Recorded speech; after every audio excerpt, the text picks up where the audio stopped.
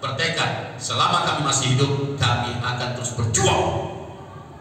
Bagi mereka apa guna hidup kalau hanya sekedar untuk dibantai, tapi tidak ada sedikit pun nilainya di mata Allah. Mereka ingin hidup untuk berjuang menghalau penjajah, memerdekakan kembali Masjidil Aqsa. Padahal memerdekakan Aqsa, Pak, kewajiban kita semua, betul Pak?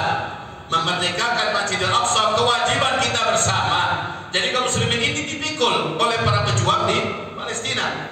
Nah, dengan ini Bapak Ibu, mereka gunakan biaya yang mereka perlukan itu untuk penghalau. Kita lama dijajah Belanda, kita dijajah oleh Jepang. Selama penjajahan itu terjadi, saya masih ingat bagaimana dulu Tengku Darul menghasung dan menyemangati kaum muslimin sehingga lahirlah bantuan infak fisabilillah. Terbelilah pesawat Salah 1, terbelilah pesawat Salah 2, dilakukan pertempuran, disisir kembali ketika agresi Belanda pertama, kedua, maka penyelamat Indonesia NKRI saat itu adalah Aceh, Pak. Saya masih ingat bagaimana infak fisabilillah dari sini luar biasa.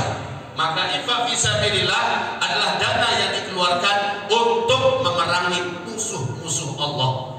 Ini yang terjadi sekarang di Palestina. Baik Bapak Ibu,